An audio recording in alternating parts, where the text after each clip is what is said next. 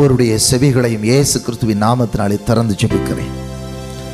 வான மண்டலங்கள் இயேசுவின் நாமத்தினாலே இப்பொழுது திறக்கப்பட்டிருப்பதாக.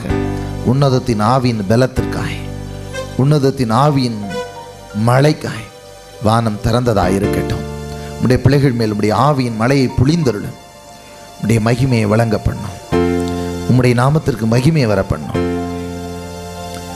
வார்த்தைகளை பொறுக்கி போட நினைக்கிற சபிக்கப்பட்ட சத்துருக்களை இயேசுவின் நாமத்தினால் நாங்கள் கடிந்து கொள்கிறோம்.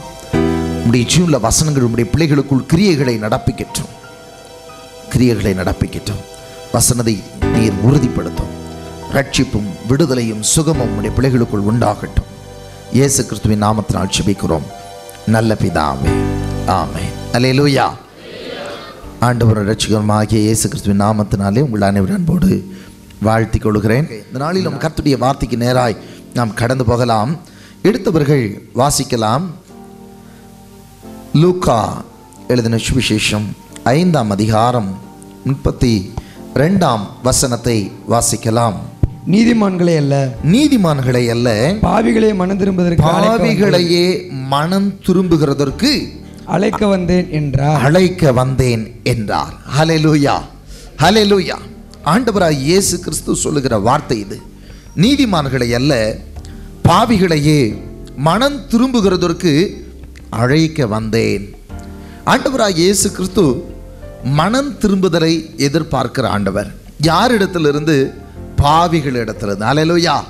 பாவிகளை மனம் திரும்புவதற்கு, அவருடைய பாவ வாழ்க்கையிலிருந்து அவருடைய மனதை திருப்பி அவருடைய வாழ்க்கையை பரிசுத்தமாக்கவே நான் இந்த உலகத்திற்குள் வந்திருக்கிறேன் என்று சொல்லி இயேசு சொல்லுகிறதை இந்த இடத்திலே பார்க்கிறோம். ஏன் அவர் பாவிகளை மனம் திருப்ப வேண்டும்? ஏன் அவருடைய வாழ்க்கை மனம் திரும்பி ஒரு பரிசுத்த வாழ்க்கைக்கு நேராய் வர வேண்டும் என்பதை குறித்து நாம் தியானிக்க போகிறோம்.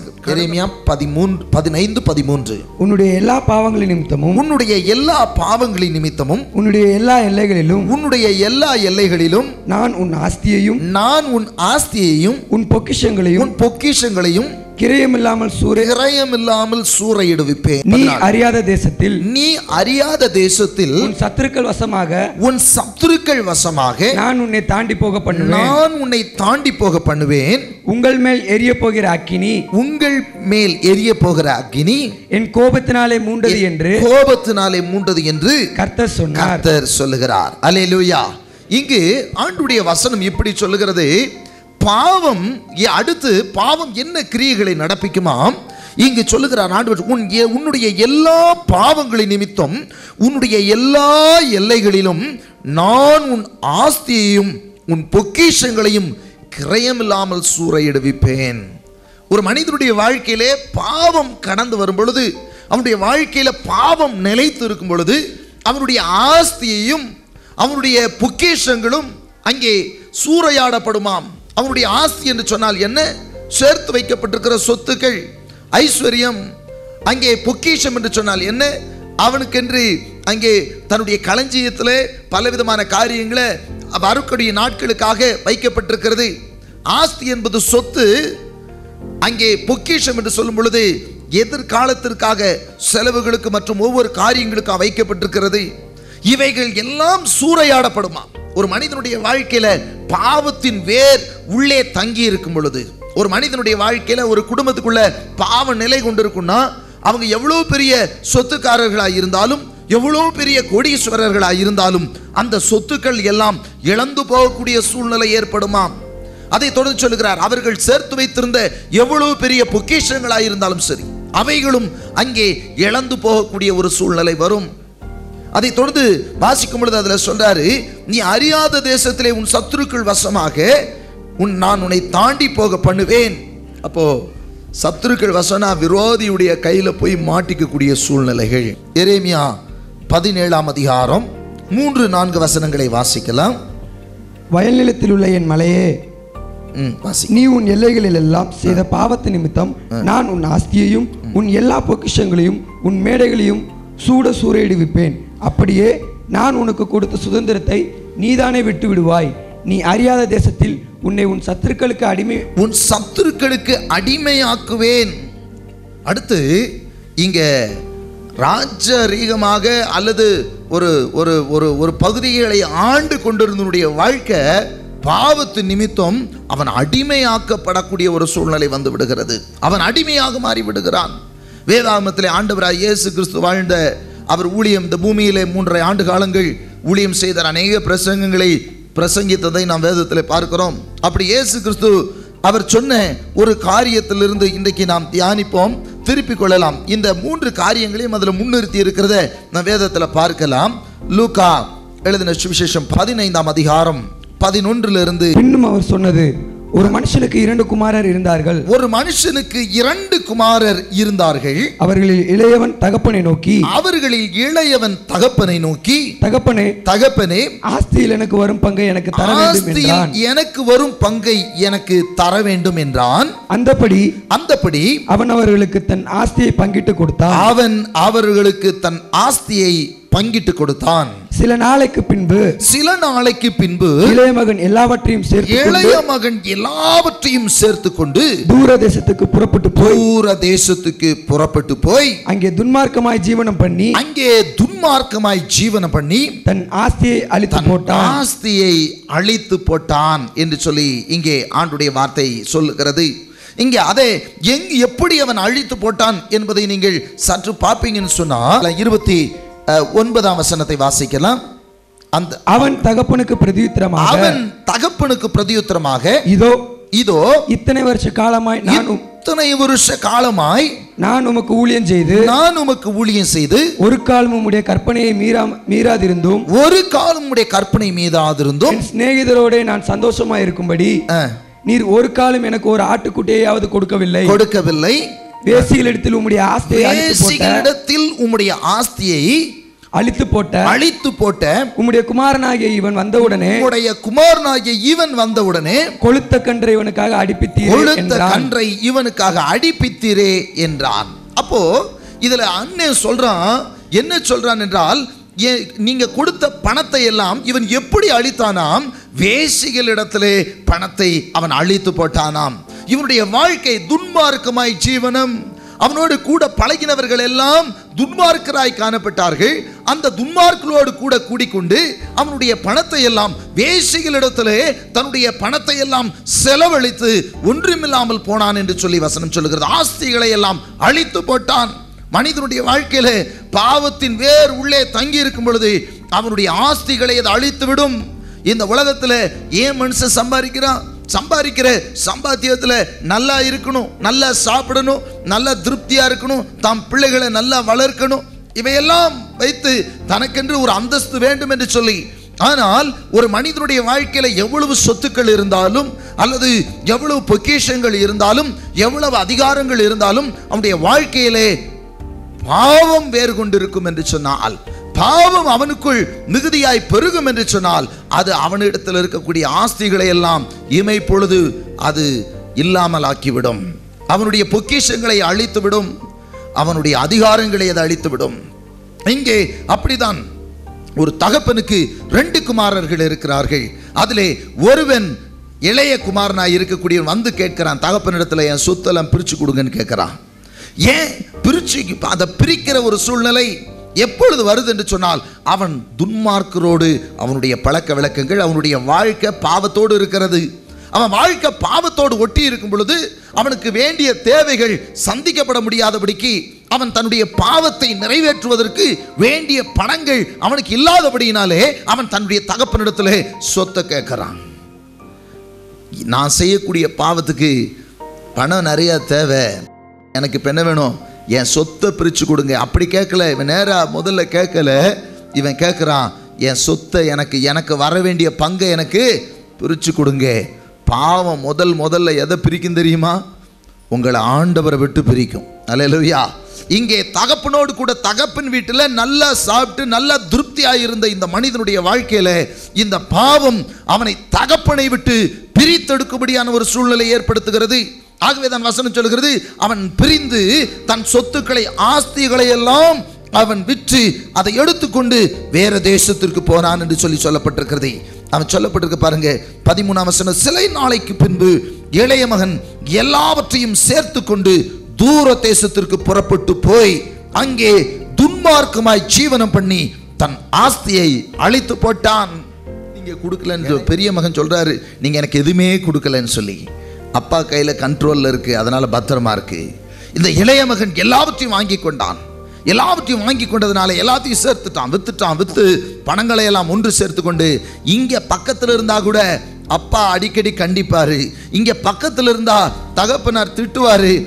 ஆனால் பக்கத்துல இருந்தா தானே பிரச்சனை, ஆண்டவரை விட்டே தூரம் போக வச்சிருந்தது. இன்னைக்கு அநேகருடைய சூழ்நிலை அப்படிதான்.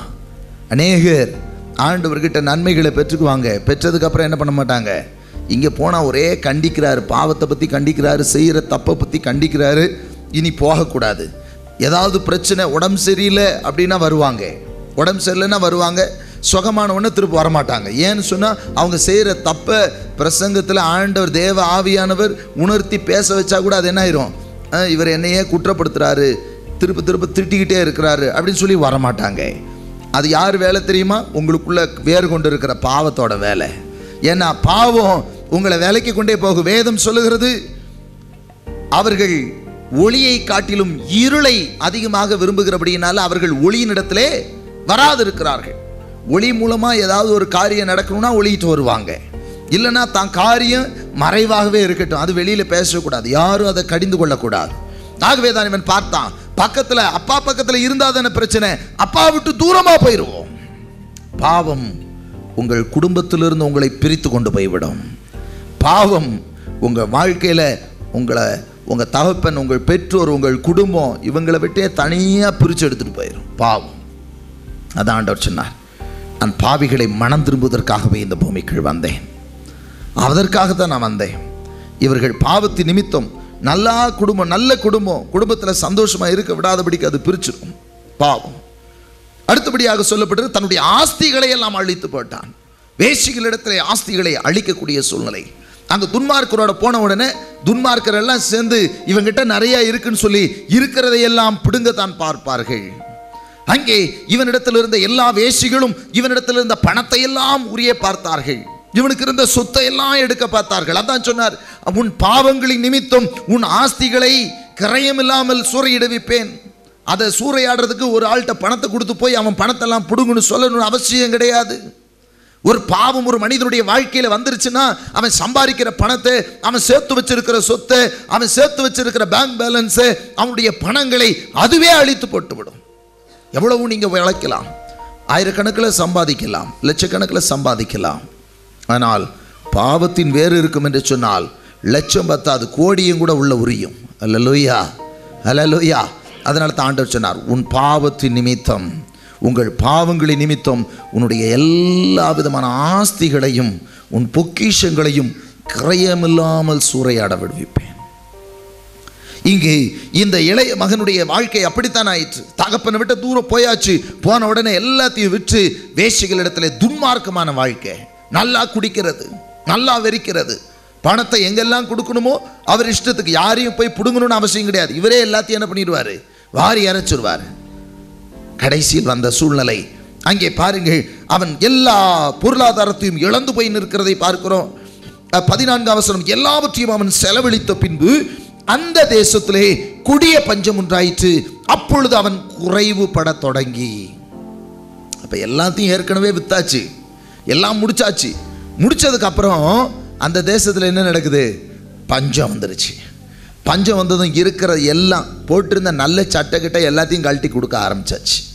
இப்பொழுது எல்லாம் குறைந்து போகிறது, குறைவுபட தொடங்கி விட்டான்.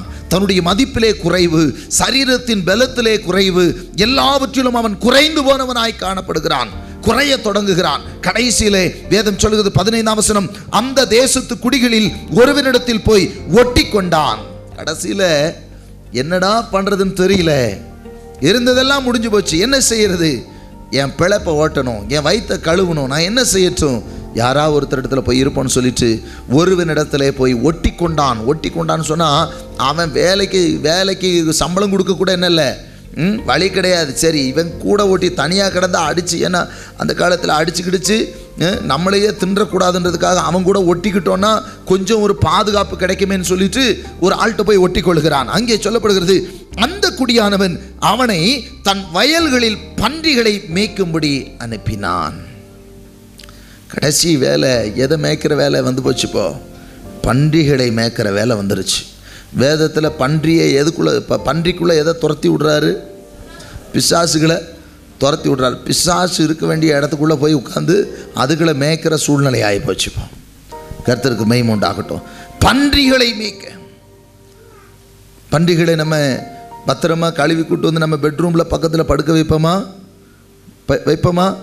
வைக்க மாட்டோம். பன்றிகளுக்கு இடம் எங்கே? கவர்மெண்ட்டே எங்கே ஒதுக்கி வச்சுருக்குது? பன்றிகளுக்கு இடம் எங்கே ஒதுக்கி வச்சுருக்கு? தனியாக சாக்கடை, அதுவும் ஊருக்குள்ளெல்லாம் அலையக்கூடாது, ஊர் சாக்கடைக்குள்ளெல்லாம் வரக்கூடாது. ஊரை விட்டு ஒதுக்கி தனியாக தான் போடணும் பன்றிகளுக்கு. ஆனால் இங்கு பன்றிகளை மேய்க்க அவன் போய் வேலைக்கு சேர வேண்டிய சூழ்நிலையானது. அங்கே சொல்ல, அப்பொழுது பன்றிகள் தின்கிற தவிட்டினாலே தன் வயிற்றை நிரப்ப ஆசையாயிருந்தான், ஒருவனும் அதை அவனுக்கு கொடுக்கவில்லை. இப்போ பன்னிக்கு அந்த பன்றியோட எஜமான் சாப்பாடு போடுறாரு, தவிடு வைக்கிறாரு. இவனோ பெரிய ஐஸ்வர்யவானுடைய மகன், தன்னுடைய ஆஸ்திகளை எல்லாம் இழந்துவிட்டு இப்பொழுது என் வயிற்று பசியை ஆற்றினால் போதும் என்று சொல்லி வேலைக்கு சேர்ந்த, வேலைக்கும் அங்க பஞ்சமா இருக்கிறபடினாலே அவனுக்கு ஆகாரமும் கிடைக்கவில்லை. இப்பொழுது பன்றிக்கு வைக்கக்கூடிய தவிடுகள் இருக்கிறது, எப்படியாவது அந்த தவிட்டை எடுத்து ஒரு வாய் சாப்பிடலான்னு சொல்லி பன்றிக்கு வச்சிருந்த தவிட்டை எடுக்க போனா எஜமான் அங்கிருந்து சத்தம் போடுறான்.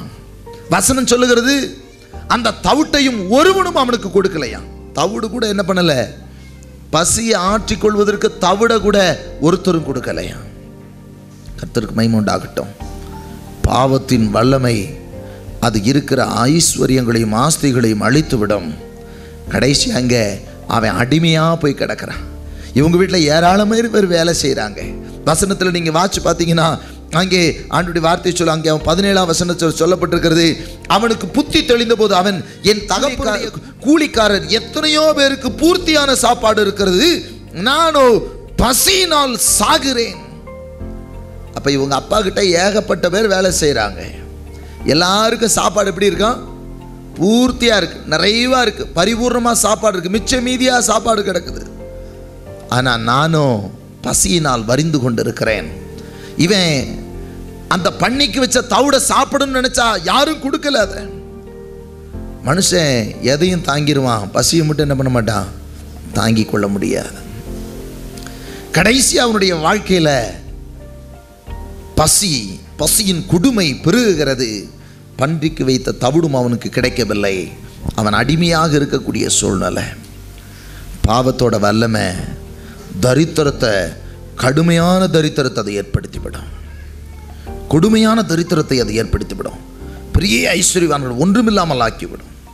ஹல்லேலூயா, கர்த்தருக்கு மகிமை உண்டாகட்டும். இங்கே இந்த இளைய குமாரனுடைய சூழ்நிலை அதுதான். அவன் மிகப்பெரிய ஒரு ஐஸ்வர்யவானுடைய மகன். ஆனால் பாவம் அவனுடைய வாழ்க்கையிலே பிரவேசித்தபடியினாலே தகப்பனை விட்டு தூர போனான். தன் சொத்துக்களை, ஆஸ்திகளை எல்லாம் இழந்து போனான். கடைசியாக அவன் அடிமையாகவும் போய்விட்டான். அங்கே சாப்பாட்டிற்கும் வழியும் இல்லாமல் போய்விட்டது. இப்பொழுதுதான் அவனுக்கு புத்தி தெளிகிறது. அவன் புத்தி தெளிகிறான். தெளிந்து அப்பொழுது அவன் சொல்லுகிறான், என் தகப்பனுடைய கூலிக்காரர் எத்தனையோ பேருக்கு பூர்த்தியான சாப்பாடு இருக்கிறது. என் வீட்டில் எங்கள் அப்பா, எங்கள் வீட்டில் எத்தனையோ பேர் வேலை செய்கிறாங்க, நல்லா திருப்தியாக சாப்பிட்றாங்க, நானும் பசியில் சாகுறேன் என்று சொல்லிட்டு சொல்றார். 18ஆம் வசனம் பார்க்கிறோம், நான் எழுந்து என் தகப்பனிடத்திற்கு போய், தகப்பனே, பரத்திற்கு விரோதமாகவும் உமக்கு முன்பாகவும் பாவம் செய்தேன். ஆண்டவர் அவருடைய சமூகத்தை நோக்கி பார்க்க அவனுக்குள்ள ஒரு புத்தி தெளியுது. அவன் மனம் திரும்புகிறான். இப்போ அந்த பாடுகள், உபத்திரவங்கள் வந்த உடனே மனம் திரும்புகிறான். இன்றைக்கி நிறைய பேருக்கு தெரியறது கிடையாது. ஏன் என்னுடைய இது தொடர்ந்து அழிஞ்சிக்கிட்டே இருக்குது? நான் எவ்வளோ சம்பாதிச்சு வச்சுருந்தாலும் என் பெற்றோர், என் முன்னோர் சம்பாதிச்சு வச்ச சொத்துக்கள் எல்லாம் அழிந்து கொண்டே இருக்கிறது. ஏன் அழிந்து கொண்டு இருக்கிறது? பாவம் ஆஸ்திகளை அழித்து கொண்டு இருக்கிறது. ஏன் குடும்பத்துக்குள்ளே எப்போ பார்த்தாலும் பிரிவினை? ஏன் ஒரே சண்டை? மற்ற குடும்பம்லாம் சந்தோஷமாக இருக்கிறாங்களே, ஏன் என் குடும்பத்தில் மட்டும் இவ்வளோ சண்டை? பாவத்தோட வல்லமை. ஏன் எவ்வளோ இருந்தும் நான் பசியினால் வாடிக்கொண்டிருக்கிறேன்? ஏன் இன்னும் வருந்து கொண்டிருக்கிறேன்? எனக்கு ஒரு ஒரு ஒரு அடிப்படை தேவை கூட ஏன் எனக்கு சந்திக்கப்படுவதில்லை? பாவத்தோட வல்லமை. ஹல்லேலூயா. வேதம் சொல்லுகிறது, பாவம் இப்படிப்பட்ட காரியங்களை செய்யும். இந்த இளைய குமாரனுடைய வாழ்க்கையில் இப்படிப்பட்ட காரியங்களை செய்தது. அப்பொழுது அவன் புத்தி தெளிந்தான். புத்தி தெளிந்த உடனே தான் அப்படி சொல்லுகிறான், என் தகப்பனுடைய வீட்டுக்கு நான் போகிறேன். உங்களை என்னையும் படைத்த தகப்பன், ஹல்லேலூயா, அந்த தகப்பனுடைய வீட்டுக்கு வரும்பொழுது அற்புதம் நடக்கும். ஹல்லேலூயா. 20ஆம் வசனம் சொல்லுது, எழுந்து புறப்பட்டு தன் தகப்பனிடத்தில் வந்தான். அவன் தூரத்தில் வரும்போதே அவனுடைய தகப்பன் அவனை கண்டு மனதுருகி ஓடி அவன் கழுத்தை கட்டிக்கொண்டு அவனை முத்தம் செய்தான். ஹல்லேலூயா. இன்னைக்கு ஆண்டவர் எதிர்பார்க்கிறார். நீங்க ஒருவேளை இன்னைக்கு பாவத்து நிமித்தம் ஆஸ்திகளை இழந்து போய் வந்திருக்கலாம். பாவத்து நிமித்தம் உங்கள் குடும்ப உறவுகளை இழந்து போய் வந்திருக்கலாம். பாவத்து நிமித்தம் நீங்கள் அடிமைத்தனத்திற்குள்ளாகி வந்திருக்கலாம். ஆனால் ஆண்டவர் இன்றைக்கு எதிர்பார்க்கிறார், அந்த இளைய குமாரன் மனம் திரும்பினது போல நீங்களும் மனம் திரும்பி, ஆண்டவரே நீர் எவ்வளவு பெரியவர், வானமும் பூமியும் பூமியில் உள்ளவைகளும் எல்லாம் உடையது, என் வாழ்க்கை இருந்ததெல்லாம் போயிருச்சே, புத்தி தெளிந்தவர்களாய் ஏன் என்னுடைய வாழ்க்கையில் எந்த பாவம், இதை உணர்ந்தவர்களாக இன்றைக்கு ஆண்டவருடைய சமூகத்தை நோக்கி கூப்பிடும்போது ஆண்டவர் இங்கே அதான் சொல்றார், பரத்துக்கு விரோதமாகவும் உமக்கு விரோதமாகவும் பாவம் செய்தேன். அவர் சொல்றார், தகப்பனே என்று சொல்லி அப்பான்னு அழைக்கிறது கூட நான் பாத்திரவான் கிடையாது. இன்றைக்கு நீங்கள் இப்படிப்பட்ட ஒரு மனநிலைமையில மனம் திரும்புவீங்கன்னு சொன்னா ஆண்டவர் உங்களுக்கு ஆக எதிர்நோக்கி கொண்டிருக்கிறார். எத்தனையோ முறை உங்களை அழைத்தார், அநேக நேரம் தட்டுதல் பண்ணிட்டு ஓடியாச்சு, ஆனால் இப்பொழுதும் உங்களுக்காக காத்து கொண்டிருக்கிறார். இந்த தகப்பன் அப்படி காத்திருக்கணும்னு அவசியம் உண்டா? உண்டு. ஏன்னா அவரை போல அவர் பெற்றெடுத்த பிள்ளை, அவரை போல நம்மை படைத்திருக்கிறார். வேதம் சொல்லுகிறது, பிள்ளைகள் மாம்சத்தையும் இரத்தத்தையும் உடையவராயிருக்க அவரும் பிள்ளைகளைப் போல மாம்சத்தையும் இரத்தத்தையும் உடையவரானார். உங்களையும் என்னை மீட்டெடுப்பதற்காக, இந்த மனுக்குலத்தை மீட்டெடுப்பதற்காக, இந்த மனுக்குலம் மனம் திரும்ப வேண்டும் என்பதற்காக. ஆகவே தான் இயேசு சொன்னார், இது முதற்கொண்டு மனம் திரும்புதலும் பாவ மன்னிப்பும் சகல தேசத்தாருக்கும் அறிவிக்கப்பட வேண்டியதுன்னு சொல்லி, பிரசங்கிக்கப்படணும்னு சொல்லி, மனம் திரும்புதல். இன்றைக்கு உங்கள் பாவ வாழ்க்கையிலிருந்து இன்றைக்கு மனம் திரும்ப உங்கள் வாழ்க்கையை ஒப்பு கொடுப்பீர்கள் என்று சொன்னால், ஆண்டவரே உண்மையிலே என் பாவத்து நிமித்தம் நான் இன்றைக்கி என் ஆஸ்தியை இழந்து போய் உட்கார்ந்துருக்கிறேன், உண்மையிலே நான் செய்த பாவத்து நிமித்தம் என் வாழ்க்கையிலே குடும்ப சமாதானத்தை இழந்து போய் நிற்கிறேன், ஆண்டவரே என்னுடைய பாவத்து நிமித்தம் என்னுடைய குடும்பத்திலே நான் மிகப்பெரிய நெருக்கடிக்குள் இருக்கிறேன், அல்லது ஒரு அடிமைத்தனத்தின் வாழ்க்கைக்குள் நான் இருக்கிறேன் என்று சொல்லி சொல்வீர்கள் என்று சொன்னால், இன்றைக்கு இயேசு ஆயத்தமாயிருக்கிறார். அந்த நல்ல தகப்பன் தன்னுடைய மகனுடைய வரவை எதிர்நோக்கி கொண்டிருந்தது போல 20ஆம் வசனம் சொல்லுகிறது, எழுந்து புறப்பட்டு தன் தகப்பனிடத்தில் வந்தான். அவன் தூரத்தில் வரும்போதே, நீங்க வர்றதுக்கு ஒரு ஸ்டெப் எடுத்து வச்சீங்கன்னா ஆண்டவர் 99 ஸ்டெப் எடுத்து வைக்க ரெடியா இருக்கிறார். அல்லேலூயா.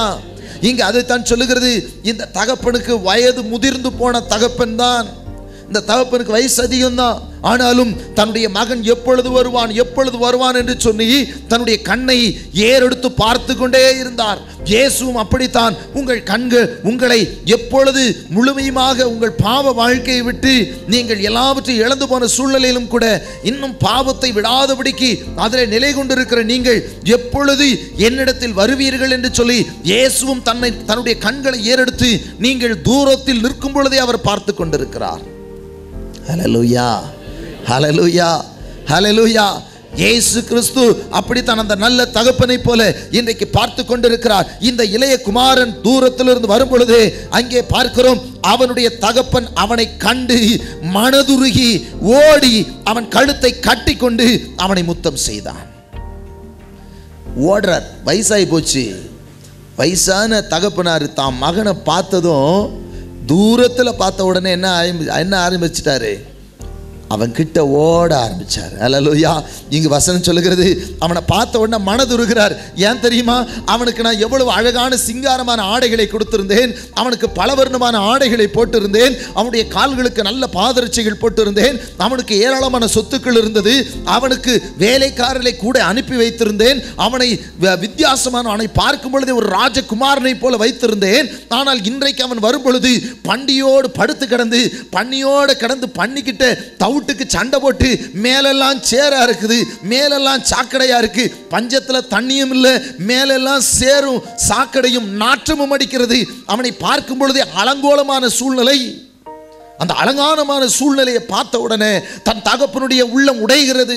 ஐயோ, இந்த மனிதனை நான் எப்படி படைத்தேன், இந்த மனிதனை எவ்வளவு நன்றாக படைத்தேன், அவனை இந்த உலகத்தை ஆண்டு கொள்ளும்படியாக படைத்தேன்.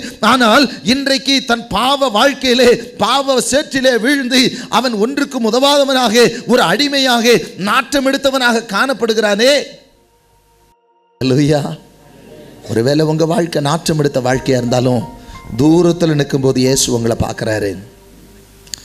எப்பொழுது வருவீங்கன்னு நீங்கள் ஒரு ஸ்டெப் எடுத்து வச்சு, ஆண்டவரே, பரத்துக்கு விரோதமாக உமக்கு விரோதமாக நான் பாவம் செய்தேன், தகப்பன் என்று அழைப்பதற்கு நான் பாத்திரன் அல்ல என்று சொல்லுவீங்கன்னு சொன்னால், இன்னைக்கு அவர் உங்ககிட்ட ஓடி வர அவர் ரெடியாக இருக்கிறார். அல்லேலூயா. அவர் மனதுருகுகிறார். உங்கள் பிரச்சனையை கண்டு அவர் மனதுருகிறார். நீங்கள் பாவத்து நிமித்தம் சிக்கி இருந்தாலும் சரி, நீங்கள் பாவத்து நிமித்தம் எதை இழந்திருந்தாலும் சரி, உங்களை கண்டு அவர் மனதுருகுகிற தெய்வம். ஆனால் நீங்கள் தெளிந்து அவரிடத்துல ஒன்று, ஆண்டவரே, பரத்துக்கு விரோதமாக உமக்கு விரோதமாக நான் பாவம் செய்தேன் ஆண்டவரிடத்தில் சொல்லி நம்ம புத்தி தெளிந்தவர்களாக ஆண்டவரிடத்துல வரணும். நீங்கள் இல்லை, ஐயோ நான் சேரும் சகதியுமா இருக்கேன், பாவம் நிறைந்தவனா காணப்படுறேன்னு நீங்கள் தூரமாக போகக்கூடாது. ஆண்டவரை விட்டு பின்னாடி போகக்கூடாது. நீங்கள் அந்த அழுக்கோட வாங்க, அந்த சகதியோட வாங்க, அந்த கிழிஞ்ச சட்டையோட வாங்க, அந்த கிழிஞ்ச ஆடையோட வாங்க. உங்கள் மேலே எப்படி இருந்தாலும் பரவாயில்லை, உன் தகப்பன் மனதுருகிற தெய்வம். நீ மனம் திரும்பி வர வேண்டும் என்பதுதான் ஆண்டவருடைய வாஞ்சை. அல்லேலூயா. நீ அப்படியே நீ தப்பு செஞ்சுட்டேன்னு உன்னை வேண்டான்னு சொல்லி உதறி தள்ளுகிற ஆண்டவர் அல்ல. நீ பாவம் செய்து விட்டாய் என்று சொல்லி இனி நீ எனக்கு மகன் கிடையாது, நீ எனக்கு மக கிடையாது, இனி நீ வேண்டான்னு சொல்லி உன்னை உதறி தள்ளுகிற ஆண்டவர் அல்ல. அவர் உன்னை நோக்கி கொண்டே இருக்கிறார். நீ தூரத்தில் நிற்கும் பொழுதும் உன்னை பார்த்து கொண்டு இருக்கிறார். நீ வெகு தூரத்திலே நிற்கும் பொழுதும் உன்னை பார்த்து கொண்டு இருக்கிறார். எப்பொழுது தகப்பனே உமக்கு விரோதமாகவும் பரத்துக்கு விரோதமாக நான் பாவம் செய்தேன் என்று சொல்லுவாய் என்று சொல்லி அவர்கிட்ட நீ வருவாய் என்று சொல்லி அவர் எதிர்பார்த்து கொண்டிருக்கிறார். அவரிடத்தில் நீ வர ஆயத்தம் என்று சொன்னால் இயேசு உன்னிடத்தில் வர ஆயத்தமாயிருக்கிறார். இந்த தகப்பன், இந்த சாதாரண இந்த உலகத்தில் இருக்கக்கூடிய ஒரு தகப்பனே தன்னுடைய பிள்ளையை கண்டு ஓடுவான் என்று சொன்னால், மனதுருகி ஓடுவான் என்று சொன்னால், உன்னையும் என்னை படைத்த தேவாதி தேவன், உண்மையில் மனதுருகுகிற தெய்வம் உன்னை கண்டு எப்பொழுது வருவாய் என்று எதிர்பார்த்து கொண்டிருக்கிறார். அல்லேலூயா. கர்த்தருக்கு மகிமை உண்டாகட்டும். அடுத்து மனதுருகி அதற்கு பின்பாக அவர் ஓடினார். அவர் ஓடி என்ன செய்தாராம்? வேதம் சொல்லுகிறது, அவன் கழுத்தை கட்டி கொண்டு அவனை முத்தம் செய்தான். அல்லேலூயா. இப்போ தகப்பனுக்கு என்ன தெரியல தெரியுமா? அவன் போட்டிருந்த சட்டையில் இருந்த அழுக்கு தெரியலங்க. தகப்பனுக்கு அவன் உடம்பெல்லாம் பண்ணி கூட சண்டை போட்டதில், பண்ணிக்கிட்ட தவிட கொஞ்சம் அள்ளி சாப்பிட்லான்னு சொல்லி அது கூட சண்டை போட்டதில் மேலே ஆன சேரெல்லாம் தெரியல. அவன் மேலே அடிக்கிற நாத்தம் தெரியல. பஞ்ச காலத்தில் குளிக்க தண்ணி இல்லை, அவன் குளிக்காமல் வந்தது தெரியல. அவன் வாழ்க்கையில் காணப்பட்ட எந்த அசுத்தமும் ஆண்டவருக்கு தெரியவில்லை. அவன் ஒன்று கேட்டான், தகப்பனே என்று அழைப்பதற்கு நான் பாத்திரன் அல்ல என்று சொல்லி அவன் ஆண்டவரை நோக்கி ஓடி வந்தானே. அதை பார்த்த உடனே அவனை கழுத்தை கட்டி கொண்டார். ஓடி போன தகப்பன் அப்படியே விட்டு விடவில்லை. ஓடி போன தகப்பன் தன் மகனுடைய கழுத்தை கட்டி பிடித்து கொண்டு அழுதான். அல்லேலூயா. வேதம் சொல்லுகிறது, கழுத்தை கட்டி கொண்டு அவனை முத்தம் செய்தான். அவனுக்கு முத்தம் கொடுக்குறான்.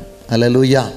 ஒருவேளை நான் செஞ்ச பாவம் ஆண்டவர் என்னெல்லாம் சேர்த்துக்க மாட்டார் நீங்கள் நினைப்பீங்கன்னா, இன்றைக்கி நீங்கள் மனம் திரும்பி, ஆண்டவரே என் பாவங்களை மன்னியும், நான் செஞ்ச தப்பு தான் ஆண்டவரே நீங்கள் ஒத்துக்கங்க, நான் செய்கிற தப்பு தான் ஆண்டவரே, செஞ்ச தப்பு தான் ஆண்டவரே, இனி எனக்கு இப்படிப்பட்ட வாழ்க்கை எனக்கு வேண்டாம், நான் நன்மையை அனுபவிக்க வருகிறேன் என்று சொல்லி நீங்கள் இன்றைக்கி மனம் திரும்பி ஆண்டவரிடத்தில் வந்து என் பாவங்களை எனக்கு மன்னியும் என்று சொல்லுவீங்கன்னு சொன்னான். இயேசு உங்களுக்காக அடிக்கப்பட்டார். இந்த உலக தகப்பன் கட்டி கொண்டு முத்தம் செய்வான்னு சொன்னால், உங்கள் பாவங்களை போக்குவதற்காக, நம்முடைய பாவங்களை போக்குவதற்காக இந்த உலகத்திற்குள் வந்த இயேசுவும் அதற்கு ஆயத்தமாக இருக்கிறார். அவர் உங்களை கண்ணோக்கி கொண்டிருக்கிறார், எப்பொழுது வருவீர்கள் என்று சொல்லி. அது மாத்திரமல்ல, முத்தம் செய்து அதற்கு பின்பு பாருங்க, குமாரன் தகப்பனை நோக்கி சொன்னதுக்கு அப்புறம், அப்பொழுது தகப்பன் தன் ஊழியக்காரரை நோக்கி உயர்ந்த வஸ்திரத்தை கொண்டு வந்து இவனுக்கு உடுத்தி இவன் கைக்கு மோதிரத்தையும் கால்களுக்கு பாதரட்சியும் போடுங்கள், கொழுத்த கன்றை கொண்டு வந்து அடியுங்கள், நாம் புசித்து சந்தோஷமாய் இருப்போம். ஹல்லேலூயா. கர்த்தருக்கு மகிமை உண்டாகட்டும். இதிலே அடுத்து பாருங்க, அந்த தகப்பன் அதோட விடலைங்க. சரி, பிள்ளை வந்துட்டான், ஓகேன்னு விடலை. சொல்கிறாரு, உயர்ந்த வஸ்திரத்தை கொண்டு வாங்க. அல்லேலூயா. உயர்ந்த வஸ்திரம், விலை உயர்ந்த வஸ்திரம். என்ன வஸ்திரம் தெரியுமா? ரட்சிப்பின் வஸ்திரம். அல்லேலூயா. விலையேறப்பட்ட வஸ்திரம், ரட்சிப்பின் வஸ்திரம். ஒரு தகப்பன் இங்கே நல்ல வஸ்திரத்தை, அழுக்கான மகன் திரும்ப பாவத்தோட எல்லாத்தையும் இழந்து போய் வந்திருக்கிற மகனுக்கு நல்ல வஸ்திரத்தை எடுத்து போடுவார்னு சொன்னால், இன்றைக்கி நீங்கள் பாவ வாழ்க்கையினாலே எல்லாவற்றையும் இழந்து போய் நீங்கள் வந்திருந்தாலும், இன்றைக்கு இயேசுவினிடத்திலே மனம் திரும்பி நீங்கள் வரும் பொழுது ஆண்டவர் உங்களுக்கு நல்ல ரட்சிப்பின் வஸ்திரத்தை உங்களுக்கு கொடுத்து, அது மாத்திரமல்ல நல்ல வஸ்திரங்களை ஆண்டவர் கொடுத்து உங்களை உடைத்து வித்து உங்களை பார்க்கிற ஆண்டவராக இருக்கிறார். ஹல்லேலூயா. ரட்சிப்பின் வஸ்திரத்தை உங்களுக்கு கொடுக்கிற ஆண்டவராக இருக்கிறார். உங்கள் பாவங்களை எல்லாம் நீக்கி உங்களை பரிசுத்த வாழ்க்கை உள்ள ஒரு வாழ்க்கை வாழக்கூடிய ஒரு நபராய் மாற்றி வைக்க ஆண்டவர் ஆசை உள்ளவராக இருக்கிறார். அது மாத்திரமா, அவர் சட்டையை கொடுத்துட்டு அடுத்து என்ன சொல்றாரு? நீங்கள் உயர்ந்த வஸ்திரத்தை கொண்டு வந்து இவனுக்கு உடுத்தி இவன் கைக்கு மோதிரத்தையும் கால்களுக்கு பாதரட்சைகளையும் போடுங்கள். ஹல்லேலூயா. இவன் கைக்கு என்ன போடணுமா? மோதிரம். மோதிரம்னு சொன்னால் பழைய ஏற்பாட்டில் அதுக்கு அர்த்தம் என்ன சொல்லப்படுதுன்னு சொன்னால், மோதிரம் என்பது அதிகாரத்தை குறிக்கிறது. உன்னை முத்திரை மோதிரமாக வைப்பேன். அங்கே மோதிரத்தில் தான் அந்த முத்திரை வச்சுருக்கோம். அந்த முத்திரையினால் வைக்கப்படுகிறது அதிகாரம்.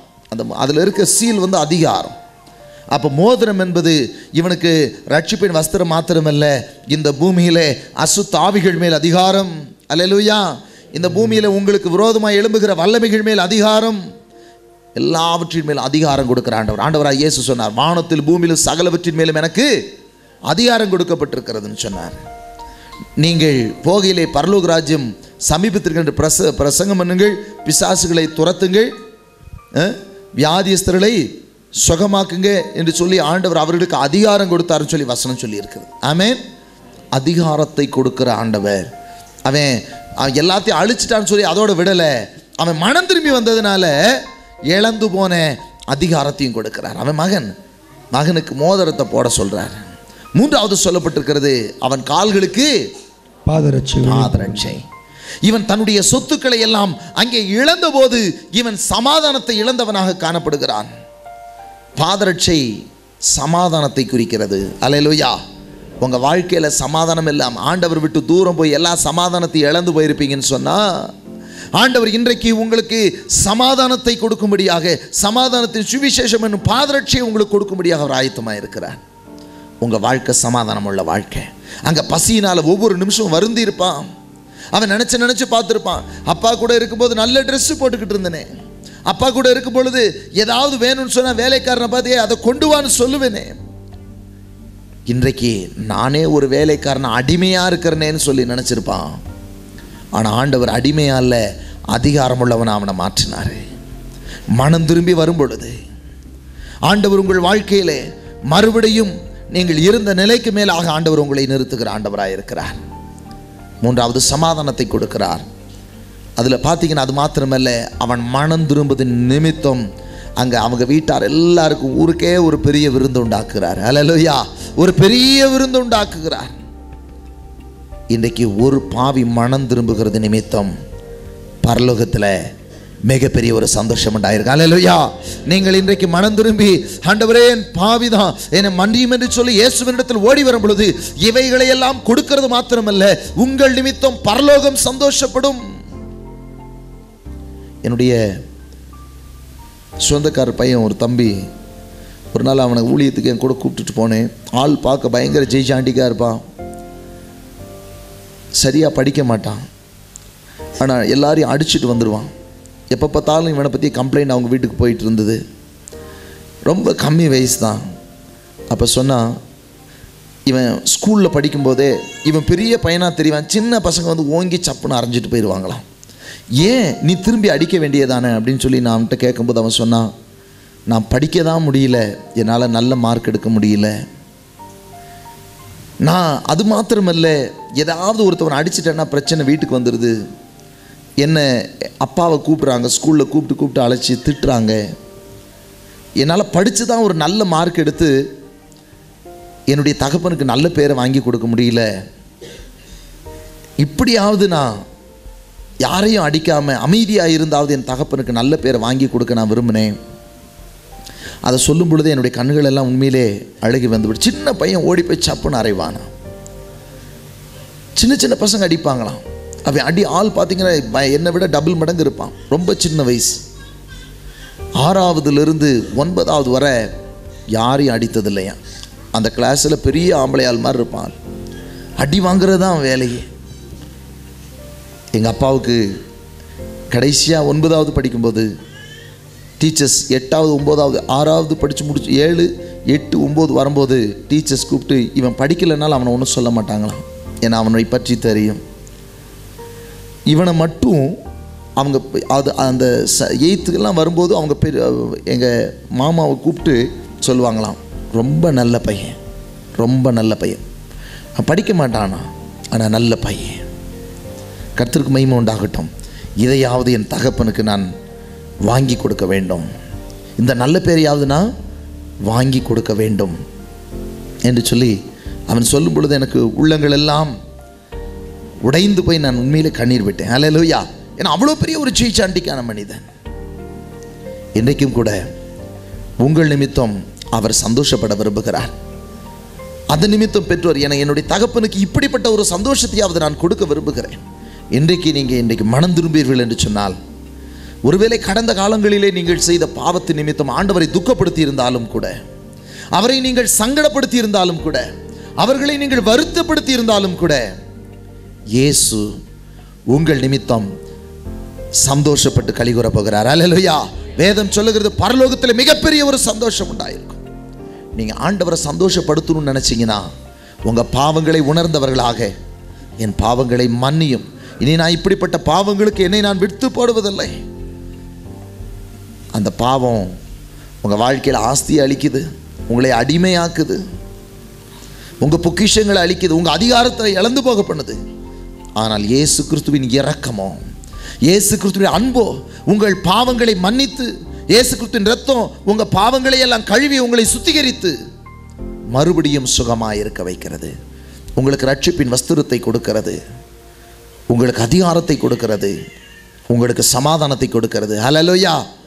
அது மாத்திரமல்ல, பரலோகத்தில் மிகப்பெரிய ஒரு சந்தோஷத்தை உண்டாக்குகிறவர்களாய் ஆண்டவர் உங்களை மாற்றுகிறார். நீங்கள் பரலோகத்தை சந்தோஷப்படுத்தணும்னா, இன்றைக்கு ஆண்டவரை என்னை மன்னியும், என் குறைகளை மன்னியும், என் பாவங்களை மன்னியும், என் அக்கிரமங்களை மன்னியும் என்று சொல்லி ஆண்டவர்கிட்ட அறிக்கையிடுங்க.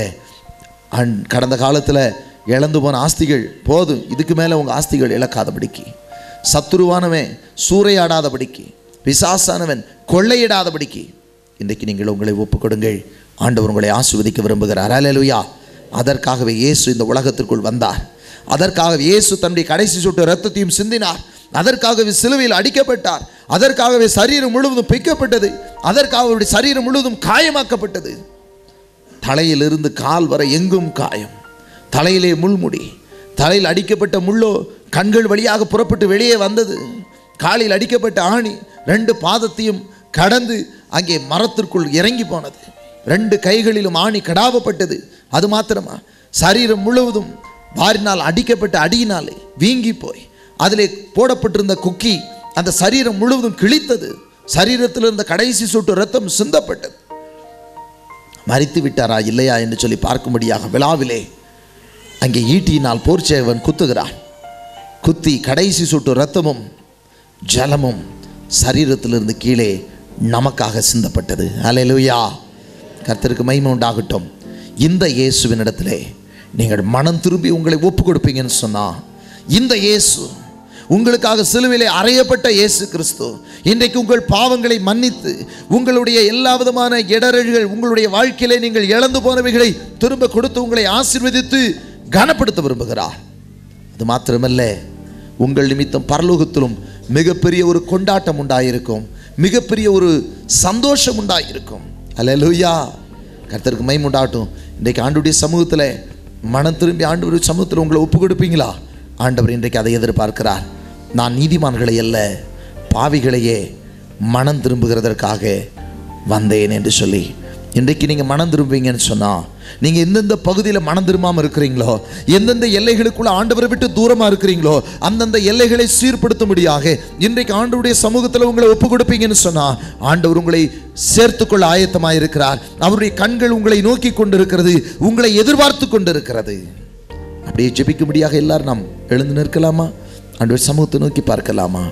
எல்லாரும் ஆண்டவர் சமூகத்தில், ஆண்டவரே, இளைய குமாரன் பாவத்து நிமித்தம் எல்லாவற்றையும் இழந்து போனதை நாங்கள் பார்த்தோமப்பா. ஆனால் அவன் மனம் திரும்பும் பொழுதோ, பரத்துக்கு விரோதமா உமக்கு விரோதமா பாவம் செய்தேன், உம்முடைய மகன் என்று சொல்லப்படுவதற்கு நான் பாத்திரன் அல்ல என்று சொல்லும் பொழுது, நீர் மனதுருகி ஓடி அவனை கட்டி அணைத்து அவனுக்கு முத்தம் கொடுத்து அவனுக்கு ரட்சிப்பின் நல்ல வஸ்திரங்களை கொடுத்து உடுத்தி மோதிரங்களை போட்டு பாதரட்சியை தொடுத்து ஒரு விருந்தை உண்டாக்கினீரே. இப்பொழுது ஆண்டவரை உம்மை சந்தோஷப்படுத்த நான் விரும்புகிறேன். என்னை எதிர்பார்த்து கொண்டிருக்கிற, எனக்காக மனதுருகி கொண்டிருக்கிற, என்னுடைய வருகையை எதிர்நோக்கி கொண்டிருக்கிற உம்மை நோக்கி நான் பார்க்கிறேன் ஆண்டவரே. உம்மை சமூகத்தை நோக்கி பார்க்கிறேன்.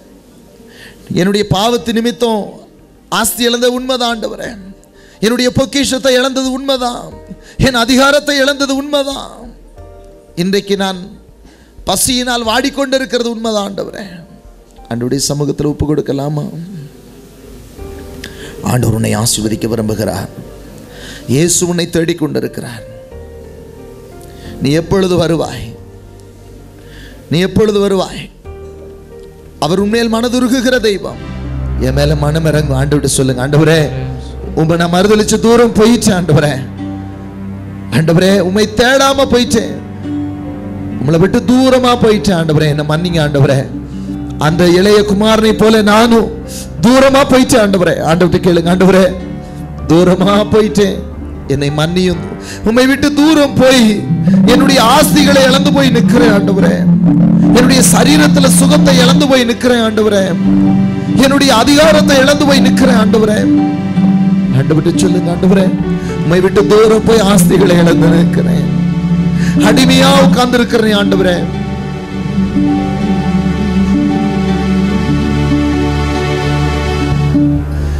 ஆண்டவர்கிட்ட அப்படியே ஒப்பு கொடுக்கலாமா? என்ன நான் முழுவதும் அர்ப்பணிக்கிறேன் ஆண்டவரே. இப்போ ஆண்டவர்கிட்ட ஒப்பு கொடுங்க, ஆண்டவரே, என்ன முழுசும் உங்க கரத்துல ஒப்பு கொடுக்கிறேன் ஆண்டவரே. என் ஆவி ஆத்மா சரீரத்தை ஒப்பு கொடுக்கிறேன். நான் பரிதலிச்சது உண்மைதான் ஆண்டவரே. உண்மை வேண்டான்னு சொன்னது உண்மைதான். ஒரு சின்ன பிரச்சனை வரும்போது நீங்க வேண்டான்னு சொல்லிட்டு ஓடி போனது உண்மைதான். ஏதோ உலக நன்மை சுகம் கிடைச்சா போதும்னு சொல்லி சுகத்தை பெற்றுட்டு நன்மையை பெற்றுட்டு உங்களை விட்டு தூரம் ஓடி போனது உண்மைதான் ஆண்டவரே. என் பாவ வாழ்க்கையை விட்டு வெளியே வர முடியாதபடிக்கு, இந்த பாவம் இவர்கிட்ட இருந்தா செய்ய முடியாதேன்னு சொல்லிட்டு நான் தூரம் போனது உண்மைதான். என்னை மன்னியும் ஆண்டவரே.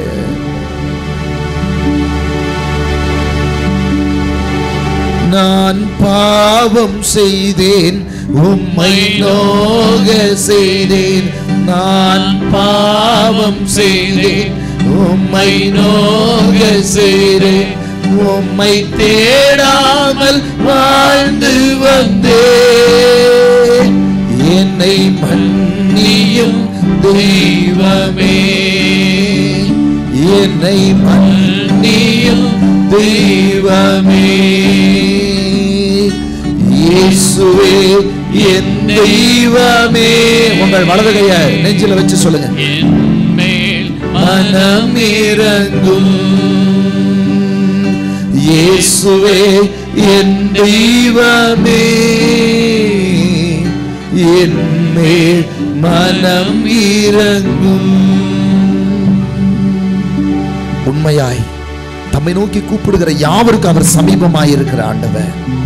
அவர் ஓடி உன் கழுத்தை கட்டி அணைத்து உனக்கு முத்தமிடுகிற ஆண்டவர் அவர். இன்றைக்கு உண்மையாய் மனம் திரும்பி, ஆண்டவரே என்ன மன்னியோன்னு கேட்கிறோம். வாழ்க்கை மறுபடியும் துளிர்க்கும். பட்டு போன வாழ்க்கையை துளிர்க்க பண்ணுகிற ஆண்டவர் அவர். ஆரோனின் கோலை துளிர்க்க செய்த ஆண்டவர் உன் வாழ்க்கையும் துளிர்க்க செய்வார். உன் சுக வாழ்வு சீக்கிரத்திலே துளிர்க்கும். ஆத்மா வாழுன்னு சொன்னா நீ எல்லாத்துலயும் வாழ்ந்து சுகமாயிருப்ப. ஆத்துமா வாழும் சொன்ன ஆண்டவரே, ஆண்டவரே என் பாவங்களை எனக்கு மன்னியும் சொல்லும் பொழுதே உன் பாவ கரைகளை எல்லாம் கழுவி நல்ல ரட்சிப்பின் வஸ்திரத்தை உடுத்தி உன்னை அவர் ஆசீர்வதித்து அலங்கரித்து பார்க்க விரும்புகிற ஆண்டவர் அவர் உண்மையில் பிரியமாயிருக்கிற ஆண்டவர் அவர் உன்னை கண்ணோக்கி கொண்டிருக்கிறார். என் மகன் எப்பொழுது என்னிடத்தில் வருவான், என் மகள் எப்பொழுது என்னிடத்தில் வருவாள், எப்பொழுது இந்த பாவ வாழ்க்கையை உதறி தள்ளிவிட்டு என்னிடத்தில் வருவான், எப்பொழுது பாவ வாழ்க்கையை உதறி தள்ளிவிட்டு என்னிடத்தில் வருவாள் என்று சொல்லி இயேசு எதிர்பார்க்கிறார். பாவமாய் தோன்றுகிற எல்லாவற்றையும் நீ உதறி தள்ளிவிட்டு நீ ஆண்டவர் உனக்கு நியமித்திருக்கிற ஓட்டத்திலே ஓடி வரும்படியாய் உன்னை நீ அர்ப்பணிப்பாய் என்று சொன்னால் ஆண்டவர் உன்னை கட்டி அணைத்து உனக்கு முத்தமிட ஆண்டவர் ஆயத்தமாய் இருக்கிறார். உனக்கு நல்ல வஸ்திரங்களை தரிக்க ஆண்டவர் ஆயத்தமாய் இருக்கிறார். உன் கரங்களுக்கு மோதிரங்களை இட ஆண்டவர் ஆயத்தமாய் இருக்கிறார். உன் கால்களுக்கு பாதரட்சையிட ஆண்டவர் ஆயத்தமாய் இருக்கிறார். உன் நிமித்தம் பரலோகம் சந்தோஷப்பட ஆயத்தமாய் இருக்கிறது. ஹல்லேலூயா ஜீசஸ். தேவ மகிமை மூடிக்கொண்டே இருக்கிறது. ஹல்லேலூயா. கர்த்தருடைய மகிமை, கர்த்தருடைய வெளிச்சம் பிரகாசிக்கிறது. இன்றைக்கு நொறுங்குண்ட இருதயத்தோடு, நறுங்குண்ட இருதயத்தோடு, நொறுங்கின உள்ளத்தோடு இன்னைக்கு நீ ஆண்டவரை நோக்கி பார்க்கிற பொழுது உன்னிடத்திலே ஆண்டவர் வருவார். அவர் உன்னை வெறுமனே அனுப்புகிற தெய்வம் அல்ல. கொடுத்ததெல்லாம் இழந்து விட்டானே என்று சொல்லி உன்னை பார்த்து அற்பமாய் எண்ணுகிற தெய்வம் அல்ல.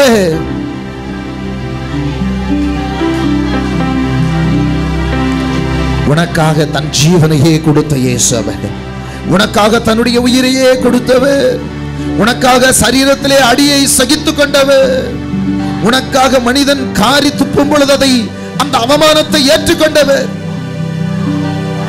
உனக்காக போர் சேவகன் தாடி பிழித்து கன்னத்திலே அறையும் பொழுது உனக்காக அடிக்கப்படுகிற ஆட்டை போல அமைதியாக அடியை வாங்கிக் கொண்ட ஆண்டவர், உன் பாவத்தை போக்குவதற்காக இன்றைக்கு நீ உன்னை ஒப்புக் கொடுப்பாய் என்று சொன்னால் உன்னை கனப்படுத்த ஆண்டவர் சித்தமுள்ளவராய் இருக்கிறார்.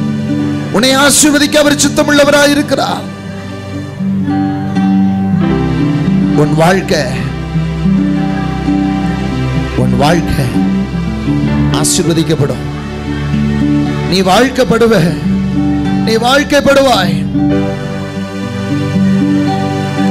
இனி நீ கைவிடப்பட்டவள் என்று சொல்லி அழைக்கப்படுவதில்லை. இனி நீ வாழ்க்கைப்பட்டவள் என்று சொல்லப்படுவாய்.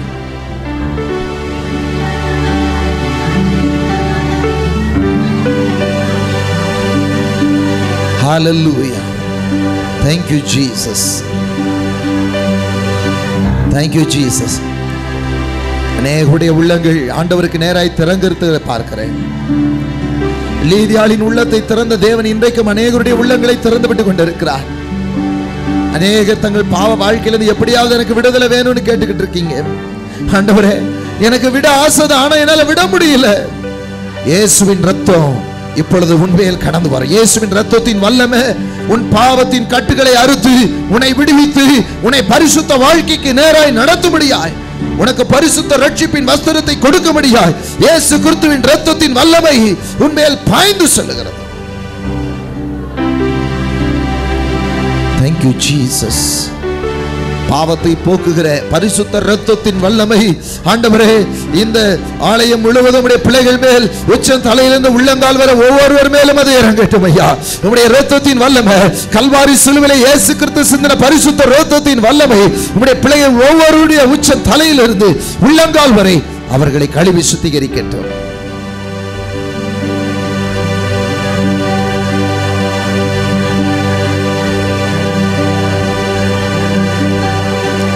Hallelujah. Thank you Jesus. உம்முடைய தழும்புள்ள கரம் நீட்டப்படுகிறதுக்காய் நன்றி செலுத்துகிறேன். சபிக்கப்பட்ட ஆவிகள் இயேசுவின் நாமத்தினால் சொல்லுகிறேன், சபிக்கப்பட்ட ஆவிகள், பாவத்தை தூண்டி விடுகிற பொல்லாத சபிக்கப்பட்ட ஆவிகளும் சாபத்தின் வல்லமைகளும் இயேசுவின் நாமத்தினால் இப்பொழுதே அறுபட்டு போவதாக. கட்டுகள் அறுபட்டு போகட்டும். இயேசு கிறிஸ்துவின் நாமத்தினாலே வியாதிகள் சரீரத்தை விட்டு வெளியேறட்டும். பலவீனத்தின் ஆவிகள் வெளியேறட்டும். இயேசுவின் நாமத்தினாலே சுகமாக்குகிற தேவ வல்லமை ஒவ்வொருவருக்குள்ளும் ஜீவன் இறங்கட்டும். ஒவ்வொருவருக்குள்ளும் ஜீவன் இறங்கட்டும். ஜீவன் இறங்குகிறதுக்காய் ஸ்தோத்திரம். இழந்து போன நன்மைகளை எல்லாம் கர்த்தர் திரும்ப கொடுக்கிறதுக்காய் ஸ்தோத்திரம். ஆண்டவரே, ஏன் என் குடும்பத்துக்கு மாத்திரம் எப்படின்னு சொல்லுகிற ஆண்டவரே ஸ்தோத்திரம். பிள்ளைகளுடைய எல்லைகளுக்குள்ள கர்த்தர் கிரியை செய்ய தொடங்கி இருக்கிறதுக்காய் ஸ்தோத்திரம். இவ்வளவு நாள் கேள்வி கேட்டுக்கிட்டே இருந்தோம். ஆண்டவரே, நான் உங்களை தானே தேடுறேன், ஏன் என் வாழ்க்கை எப்படி போயிட்டு இருக்கு? இன்றைக்கு இந்த பாவத்து நிமித்தம் நீ இழந்து போன எல்லாவற்றையும் ஆண்டவர் உணர செய்தார். உணர்ந்து நீ மனம் திரும்புகிறபடினால சகலவற்றையும் திருப்பிக் கொள்வாய். நீ சகலவற்றையும் திருப்பிக் கொள்வாய். சகலவற்றையும் திருப்பிக் கொள்வாய். Hallelujah, hallelujah, hallelujah. Oh, thank you Jesus. Thank you mighty powerful God. நன்றி ஆண்டவரே, நன்றி செலுத்துகிறோம், நன்றி செலுத்துகிறோம், நன்றி செலுத்துகிறோம். நன்றி நன்றி நன்றி நன்றி நன்றி நன்றி நன்றி நன்றி ஆண்டவரே. உம்மை நாங்கள் துதிக்கிறோம், உம்மை நாங்கள் துதிக்கிறோம், துதிக்கிறோம். பிள்ளைகள் மேல கிருபையா இருக்கிறதுக்காய் ஸ்தோத்திரம். காயங்களை ஆண்டவரே இப்பொழுதே உம்முடைய பிள்ளைகளை தொட்டு சுகமாக்குறதுக்காய் நன்றி. சுகப்படுத்துகிற தேவ வல்லமை வெளிப்படுகிறதுக்காய் நன்றி. ஹல்லேலூயா. வியாதிகள் நீங்குகிறதுக்காய் ஸ்தோத்திரம். பலவீனத்தின் கட்டுகள் அறுபடுகிறதுக்காய் ஸ்தோத்திரம். கர்த்தருடைய வெளிச்சம் பிரகாசிக்கிறதுக்காய் நன்றி. கர்த்தருடைய மகிமை வெளிப்படுகிறதுக்காய் நன்றி. நன்றி ஆண்டவரே. கலங்காதே, திகையாதே. நான் உன் தேவன், நான் உன்னோடு கூட இருக்கிறேன், நான் உன்னை தப்புவிக்கும்படி நான் உன்னோடு கூட இருக்கிறேன் சொல்லுகிறதுக்காய் ஸ்தோத்திரம்.